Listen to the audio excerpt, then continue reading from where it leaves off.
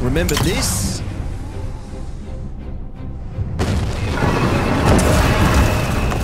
This was CitizenCon 2016, when lots of promises were made, but very little were delivered as the game's scope and features crept higher and higher. Who knew farming was so popular? It's 2024 now, and the worm is back, bigger, better, and apparently a lot realer than ever before. Just when you thought the worm dream had finally gone flaccid, Zach Priest has cast true resurrection on this phallic fantasy and brought it straight back to life. And due to its handy relocation from Layer 3, an unannounced and undeveloped planet, to Monox in Pyro, coming with 4.0, the worm is probably making its way into the game sooner than you think, which I'll discuss again in a little bit. And as cautiously optimistic as I am about this surprise reveal and the implications it has for actual gameplay and crafting to come, I do have some concerns, some of which Mr. Priest has already addressed, like what if we could just cheese this creature from a distance with heavy ships like the Polaris or Idris,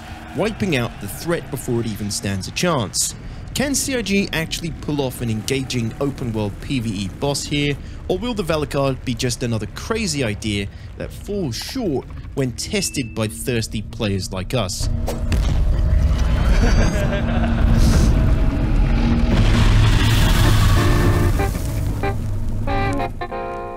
So what the hell is the Apex Valakkar? The Sandworm, known as the Valakkar in Star Citizen, will return in the form of a combined arms open-world PvE world boss engagement that will require guns in the air and boots on the ground at all times in order to bait it out long enough for you and your friends to deal critical damage and kill it. You'll need a fast-moving ground vehicle to entice and bait the worm, keeping it above ground while your team inflicts damage.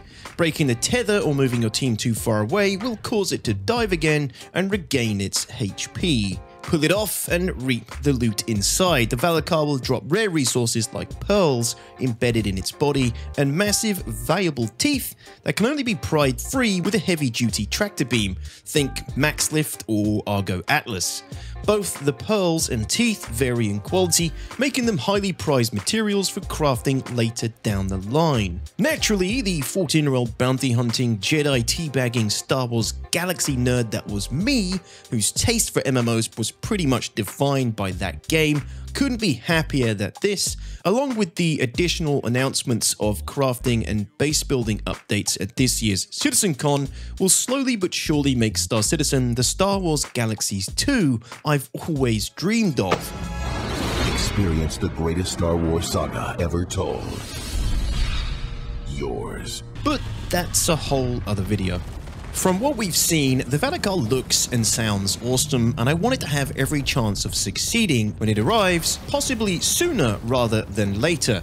And that's the reason I'm making this video. How long have you been working on this? So this itself, like, we finished the quasi-grazer. The quasi-grazer is all kind of done. And then we have people rotating in and out of things. But like getting that all together, like we've been working on it for like 3-4 months kind of thing. But getting that all together and getting it playable was literally like the last 3 weeks. Because we shipped the Atlas, right? And we needed the guy who did the Atlas to work on the Valakkar because he's tech anim. So he put in a lot of hours to be able to get it playable, and it fully works at the minute. You can load in, you know, and just play against it at the minute, and it's really good that we're already at this stage before even being like, oh, it's, you know, it's here in an ISC or anything like that. It's already playable. Now, Zach's clearly hyped about bringing the Valakkar to life, and maybe he's letting that excitement spill over here, but it sounds like the encounter is already pretty far along. The demo we saw wasn't just pre-recorded fakery, actual devs were in there battling this thing in the game on Monox, and Zach's recent comments on Spectrum, they're only adding to that impression. But here's the thing, CIG still hasn't delivered a truly challenging PvE experience. Basic AI remains shaky, shaky, begging for server meshing to hopefully deliver the responsiveness it needs. Among Star Citizen's existing PvE events, most tend to fumble either due to bad design problems, notorious bugs, or just AI that doesn't do anything. And while the Valakkar is undeniably different, a single planetary-born mega entity in an open-world setting, it brings its own set of challenges. For this Sandworm to deliver the massive dynamic PvE experience I'm hoping for, Zach and his team are going to have to pull off some new mechanics. Because we need to spend a lot of time balancing this, because there's a bunch of weird systems that you don't even think about. Like, technically, it fires an FPS gun.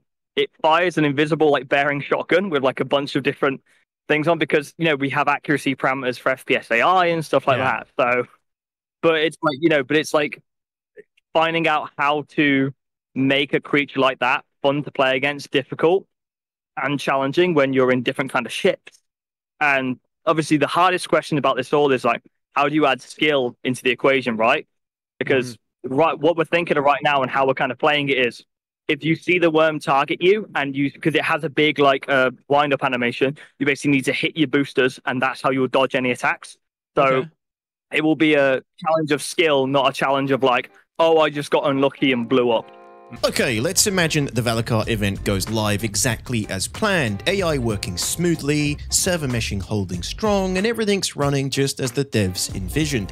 My first thought, and I'm betting yours too, is pretty straightforward. Grab an A2, bomb it to shit, snag some pearls, and cash out with the team. One question. What happens if we bring in A2 and try and bomb it? Haven't really got to that question yet, but it does have 500k health. I don't know how much an A2 does, but you can two-shot it with an Idris railgun at the minute, which I think is a fair thing if you have an Idris. Yeah. The harvestables having different qualities as well. Going to go over that tomorrow, but that's a really important tidbit. So, you know, if you want a perfect Valakkar pearl, more information about that tomorrow, but yeah. It's refreshing to hear that Zach and the team are thinking ahead about these tactics in the Valakkar's design. They're putting some serious thought into how players will approach this and hopefully how the worm can push back. Now, don't get me wrong, I'm all for the idea of taking this thing on, but let's be honest, we're gamers and there are quite a few potential issues that could turn this encounter into a real cheese fest. No cheese, Gromit. Now, this whole conversation on Salty Mike's channel happened right after Zach's presentation, and he was still clearly hyped. But I've got to say, I don't love the idea that just showing up in an Idris or the soon-to-be flyable Polaris will practically guarantee victory against the Valakkar. These ships are beasts. Park an Idris above the encounter, safely out of reach, and unleash the firepower of your turrets or railgun from a safe distance. It's great to see the Valakkar's ranged attacks, those rock spits that Jared graciously pointed out were previously white, but how close do you really need to get for the Valakkar to land one of those? The Aegis railgun, for example, has a 10-click range and a speed of 5,000 meters per second.